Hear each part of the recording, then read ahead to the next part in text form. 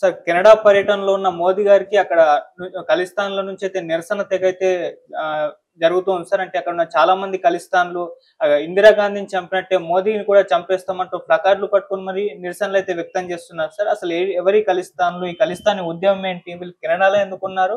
వీళ్ళు కెనడాలో ఉండడం వల్ల అటు కెనడా గవర్నమెంట్ కూడా ఎందుకు రెస్పాండ్ అవ్వడం లేదు?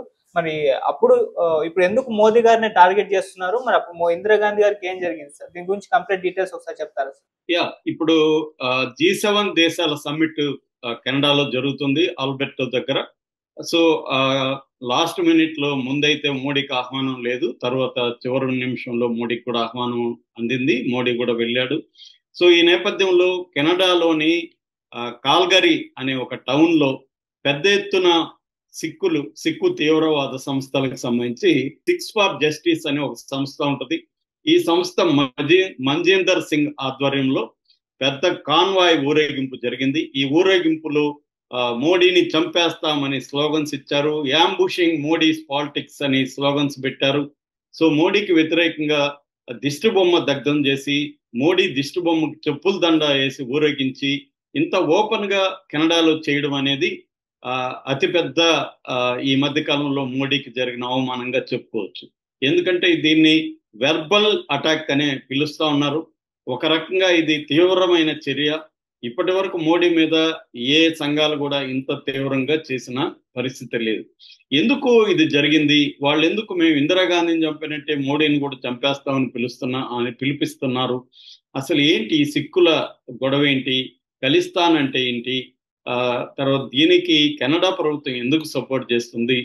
దీన్ని ఎదుర్కోవడానికి మోడీ ప్రభుత్వం ఏం చేస్తుంది? ఈ విషయాల గురించి మనం బ్రీఫ్ గా చెప్పుకుందాం. యాక్చువల్ గా ఖలిస్తాన్ అనేది అంటే ఒక సిక్కులకు సపరేట్ దేశం కావాలని ఒక ఉద్యమం. ఇది 70s 80s లో బలంగా జరిగింది. అప్పట్లో బబ్బర్ కల్సా అనే ఒక పేరుతో సంస్థ ఉండేది. దాని నాయకుడు భింద్రన్వాలే చాలా వెరీ వెరీ నోటోరియస్ నాయకుడు. అప్పట్లో వాళ్ళు తిరుగుబాటు చేసి భారత ప్రభుత్వం మీద తిరుగుబాటు చేసి మేము సపరేట్ దేశం కావాలి మాకు, ఎందుకంటే భారతదేశం మాకు అన్యాయం చేస్తుంది, పంజాబ్లో ఉండే సిక్కు రైతులకంతా అన్యాయాలు చేస్తుంది, ఇట్లా రకరకాలుగా వాళ్ళు అనుకొని ముందుకు వచ్చారు. ఈ నేపథ్యంలో ఇందిరాగాంధీ ఉక్కుపాదంతో ఈ ఖలిస్తానీ ఉద్యమాన్ని అణచేసింది. ముఖ్యంగా 1984లో ఆపరేషన్ బ్లూ స్టార్ పేరుతో గోల్డెన్ టెంపుల్లో దాక్కున్న తీవ్రవాదుల మీదకి అటాక్ చేసి చాలా మందిని భింద్రన్వాలేతో సహా చాలా మందిని చంపేసింది. దాంతో సిక్కులు పగబట్టి ఆమె పర్సనల్ సెక్యూరిటీలో సిక్కులు ఉంటే వాళ్ళ ద్వారా ఆమెని ఇందిరాగాంధీ 1984లో చంపించేశారు. దాంతో కాంగ్రెస్ వాళ్ళు ఏం చేశారంటే ఢిల్లీలో అల్లర్లు క్రియేట్ చేసి దాదాపు 4000 మందిని సిక్కుల్ని చంపేశారు. అప్పట్లో రాజీవ్ గాంధీ ప్రభుత్వం ఉంది. రాజీవ్ గాంధీని ఎవరో అడిగితే విలేకరి ఒక మహావృక్షం కూలిపోతే భూమి కంపించడం సహజమే అని చెప్పడంతో సిక్కుల్లో ఇంకా కూడా ఆగ్రహవేశాలు పెరిగిపోయినాయి. ఎందుకంటే 4000 మందిని చంపేస్తే రాజీవ్ గాంధీ అలాంటి స్టేట్మెంట్ ఇస్తాడు అన్న ఇది ఆగ్రహవేశాలు వచ్చాయి. అప్పటి నుంచి ఏంటంటే సిక్కుల ఉద్యమం అనేది ఇండియాలో తగ్గిపోయింది. కానీ సిక్ డయాస్పొరా అంటారు. సిక్ డయాస్పొరా అంటే ఇటు కెనడా, అమెరికా, లండన్ ఇలాంటి దేశాల్లో సిక్కులు చాలా రిచ్ సిక్కులు ఉంటారు. హాలీవుడ్ లో చాలా సినిమాలకి ఫైనాన్సింగ్ కూడా సిక్కులే ఇస్తారు. అట్లాగే కెనడాలో 2025 నాటికి 21 సెన్సస్ నాటికి 7,71,790 మంది, అంటే 8 లక్షలు వేసుకోవచ్చు.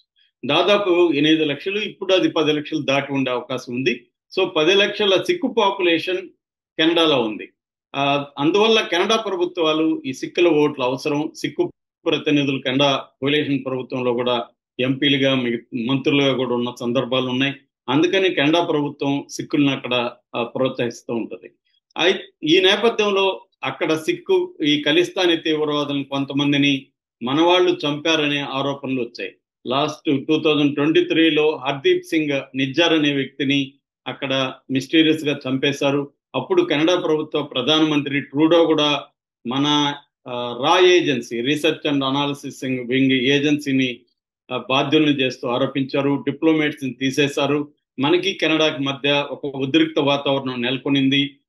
మనకి వాళ్ళకి మధ్య ఉన్న ఒక ఒప్పందం, సెపా అంటారు దాన్ని. సెపా అంటే కాంప్రహెన్సివ్ ఎకనామిక్ పార్ట్నర్షిప్ అగ్రిమెంటు, దాన్ని పాజులో పెట్టేశారు.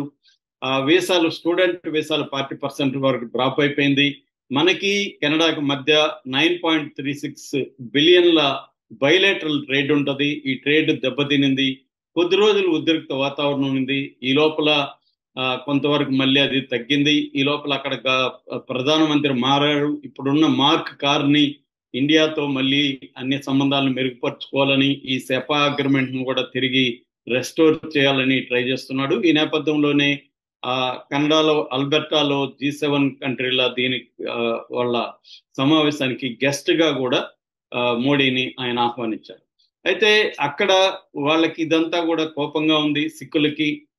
ఈ ముఖ్యంగా సిక్స్ ఫర్ జస్టిస్ అనే సంస్థ తీవ్రంగా వ్యతిరేకిస్తుంది. దీని వెనుక గురుపత్వంత్ సింగ్ పన్ను, వీడు ఎప్పటి నుంచో కూడా మోడీని చంపేస్తామని బెదిరిస్తూ ఉన్నాడు. వీడిని అప్పగించమని అమెరికాను కూడా ఇండియా అడుగుతుంది. సో ఈ నేపథ్యంలో సిక్కులు ఇప్పుడు కెనడాలో ప్రదర్శన చేశారు. అయితే మోడీ వెళ్ళక ముందే కొంతమంది తీవ్రవాద నాయకుల్ని కెనడా ప్రభుత్వం దాదాపు 18 మందిని అరెస్ట్ చేసింది. అలాగే ఈ సిక్కు ఖలిస్తానీ ఉద్యమంకి కెనడాలో ఉండే సిక్కులందరూ మద్దతు కూడా లేదు. సిక్స్ ఫార్ అమెరికా అనే సంస్థకు సంబంధించిన జస్దీప్ సింగ్ జెస్సీ కూడా దీన్ని ఖండించాడు. అట్లాగే కెనడాలో మిగతా సిక్ సంఘాలు కూడా దీన్ని ఖండించాయి.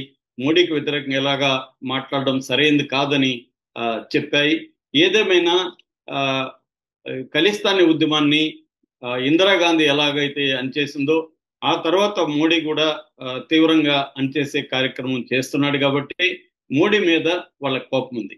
ఎందుకంటే సిక్కు నాయకుల్ని, సిక్కు టెర్రరిస్టుల్ని మోడీ రెండు రకాలుగా అణగదొక్కుతున్నాడు అన్న విమర్శ ఉంది. ఒకటి రా ఉపయోగించి, అంటే రీసెర్చ్ అండ్ అనాలిసిస్ వింగ్ అనేది మన ఎస్పినోజ్ ఏజెన్సీ, స్పై ఏజెన్సీ.